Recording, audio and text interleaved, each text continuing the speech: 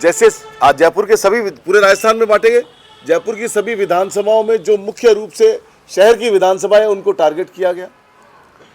और जब हमने फॉर्म के बारे में जानना चाहा कि अचानक इतने फॉर्म कहां से आ गए, तो अधिकारियों ने इस बात को एक्सेप्ट किया कि ये बीजेपी के कार्यालय से आए हैं या बीजेपी प्रत्याशी के यहां से आए हैं। फॉर्म की जब स्टडी करी गई और जब हमने ऑब्जेक्शंस को देखा कि ऑब्जेक्शन आप जब पूरे महीने में ऑब्जेक्शन 100 भी नहीं आ रहे हैं तो एक दिन में हजारों की तादाद में कैसे फॉर्म आ गए। तो मैं खुद मौके पे गया। हमने 15 तारीख को आप सब लोग मौजूद थे, पीसीसी के अंदर पीसी हुई। पीसी के तुरंत बाद में जब मैं खुद फील्ड में गया तो ये फॉर्म यहाँ पड़े हुए हैं, इधर उठा के ये फॉर्म यहाँ पड़े हुए हैं। एक सुपरवाइजर के एक बीएलओ के पास 100 फॉर्म 200 फॉर्म, और यहाँ तक की जाती है कि एक बीएलओ के पास में किसी बीएलओ के पास 600 फॉर्म, और 600 फॉर्म काटने के लिए जब हमने 2 सुपरवाइजर से बात करी तो उनके पास एक के पास 1550 फॉर्म थे और एक के पास 1150 फॉर्म थे, जिनकी फोटोकॉपी यहाँ है। जब हमने उन पे चेक किया कि किनके वोट काटे हैं तो आप ताज्जुब ये करेंगे, ये अकबर पठान है, हमारे पार्षद हैं। पार्षद अभी नगर निगम में पार्षद चुनाव जीते, इनका नाम भी काटने के लिए एप्लीकेशन दे दी। ये हमारे यहाँ सरपंच है महावत बिरादरी के। जयपुर में महावत बिरादरी का बहुत पुराना इतिहास है। 1700 ईस्वी के अंदर स्टार्टिंग में 1727 में ये लोग महाराजा जयपुर के महाराजाओं ने इनको यहाँ जयपुर में लाके बसाया। ये उनकी पूरी बिरादरी के सरपंच हैं। इनका नाम काटने जब एसआईआर में क्लियर हो गया, आपका वो क्लियरेंस कागज़ देना, ये एसआईआर में क्लियरेंस कागज़ है अकबर पठान का जो पार्षद है। ऐसे क्लियरेंस हो गए और फिर उनका ये ऑब्जेक्शन दे दिया। और जब इस ऑब्जेक्शन देने वाले बीएलओ से बात की हमने, बीएलए जो पार्टी का बीएलए उससे बात की, तो उसने कहा कि मेरे इस दस्तखत नहीं है। और यहाँ मैंने उन बीएलएस को भी बुलाया है जो बीजेपी के बीएलए हैं, जिनके नाम से फर्जी तरीके से फॉर्म भर करके सबमिट कर दिए गए। वो फॉर्म हमने उनको यहाँ बुलाया, यही मौजूद है, अभी आपसे रूबरू कराएंगे। उनको आगे बुलाओ जो बीजेपी के बीएलए हैं। उनसे जब पूछा गया कि ये दस्तखत आपके हैं, तो वो कह रहे हैं, उनमें से कुछ आदमी कह रहे हैं कि साहब मैं तो बहुत मुश्किल से नाम लिख पाता हूँ, मेरे ऐसे दस्तखत नहीं है। तो फर्जी दस्तखतों को करके और बीजेपी के ऑफिस में या प्रत्याशी के ऑफिस में फर्जी दस्तखतों से, ये आप बीजेपी के बीएलए हैं जी? कौन से बूथ के हैं? वार्ड 36 के। वार्ड 36 के। आपने कोई फॉर्म 7 साइन किया? नहीं, कोई नहीं किया। कोई साइन नहीं किया। ये जो साइन इनके हैं वो दिखाना।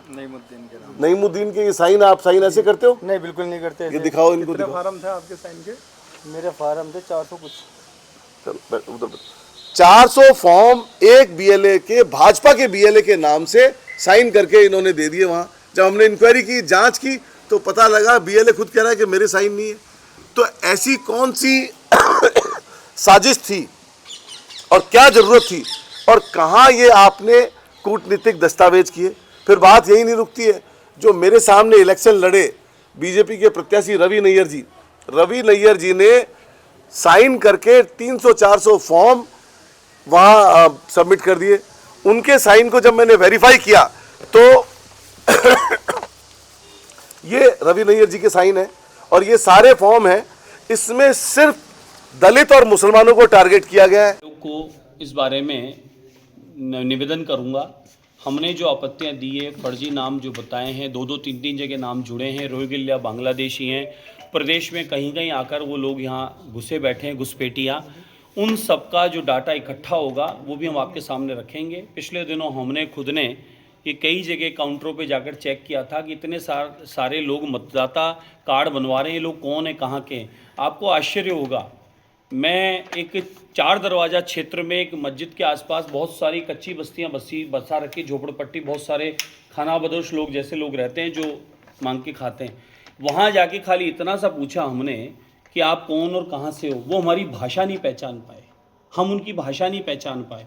ऐसे अनगिनत लोग यहाँ घुसपैठिया छुपे बैठे थे, जो जब से एसआईआर चला है तब से वो भागने लगे हैं, गायब होने लगे। ट्रेन की ट्रेन भर के कहीं भाग रहे हैं वो, या कोई पैदल भाग रहा है या छुपे बैठे हैं। लेकिन नहीं कराई ऐसे लोगों के लिए? बिल्कुल कराई, हमने शिकायत की है ना सर। उसके बाद से धीरे धीरे गायब हो गए। अब कागजों में ये लोग मतदाता बने आए हैं, तो कागज में मतदाता हैं। हमारा आदमी मौके पे गया, भाई ये मकान देखा, हमने आदमी भेजा, बाकायदा जांच की है, पता चला 60-50 गज का मकान है, 39 लोग इसमें रहते हैं। मैं कहा मौके पे कितने पाए? बोले मौके पे 4 पाए, 6 पाए। अब आप बताओ 65 लोग उस मकान में रह रहे हैं, 82 लोग उस मकान में रह रहे हैं, एक मकान में 182 का डाटा है, कहीं ना कहीं गड़बड़ी तो है। तो इसकी ही जांच होनी। हमने आपत्ति की है, उस आपत्ति का निराकरण कौन करेगा? निर्वाचन आयोग। निर्वाचन आयोग जांच कर लेगा, अगर वो सही है, वो यहाँ का मतदाता, उसके कागज पूरे हैं, तो वो जुड़ जाएगा। आपके क्षेत्र में आप बता रहे मैं कौन होता हूं? मैं तो पेपर वर्क पे बात कर रहा हूं। वो लोग तो खाली बौखलाहट में फर्जी बातें कर रहे हैं, कांग्रेसी षड्यंत्र रच रहे हैं, बांग्लादेशी रोहिंग्याओं को यहां रखना चाहते हैं। मैं तो ये पूछना चाह रहा हूं कि एक मकान में 65 लोग हैं क्या? रमेश की पत्नी सलमा हो सकती है क्या? 45 साल के पति के 107 साल की पत्नी बन सकती है क्या? कहीं कुछ गड़बड़ी हुई है, मिस्टेक हुई है, प्रिंटिंग गलत है, या वो फर्जी मतदान बन गया है, उसकी जांच कौन करेगा? चुनाव आयोग करेगा। मेरा काम है आपत्ति करना, शिकायत करना, जो मैंने मौके पे देखा और पाया। अब उसकी जांच कौन करेगा? वो मुक्त संस्था, वो करेगी। वो चुनाव किसी भी पार्टी का वो कराने का उनका अधिकार है, वोटर की चेक करना वो उनका अधिकार है। फर्जी मतदान इस देश में न बन जावे, कोई 2-2, 4-4 जगह का मतदाता न बन जावे, और कोई बांग्लादेशी रोहिंग्या यहाँ का मतदाता न बनकर और हमारे लोकतंत्र को खतरा बन जावे, उसको रोकने का काम उन संस्थाओं का है। तो हमने उन संस्थाओं को निवेदन कर दिया है, उसकी जांच हो जाएगी, दूध का दूध, पानी का पानी हो जाएगा। किस तरीके से ने जो पुराने पाप किए हुए हैं कांग्रेस राज के दौरान, उससे जो वोट कटवाए थे, फर्जी वोट बनवाए थे, वो सारे वोट कट गए। SIR में लगभग 50,000 के करीब आदर्श नगर से वोट कटा, और उसके अलावा हम लोगों ने 1,000 के करीब या 1,500 के करीब आपत्तियां दायर की। 7 नंबर फार्म जो होता है वो आपत्ति होती है कि मेरे को इस पे संदेह है कि ये वोट नहीं है। चुनाव आयोग का काम है, वो उसकी जांच करेगा, अगर वो है तो ठीक है, नहीं है तो उसका वोट काटेगा। आपत्ति तो मैं सभी पे कर सकता हूँ ना कि ये सारे फर्जी हैं। चुनाव आयोग का काम है, मैं BLA फर्स्ट हूँ, मेरे को अधिकार है कि अपनी विधानसभा में मैं ये देखूँ कि कोई वोट फर्जी तो नहीं बना। तो ये हमारे कार्यकर्ताओं ने जाके देखे, कई जगह मैंने भी देखे, मकान बंद थे, पूछा तो ये लोग जी किराए पे रहते थे, चले गए।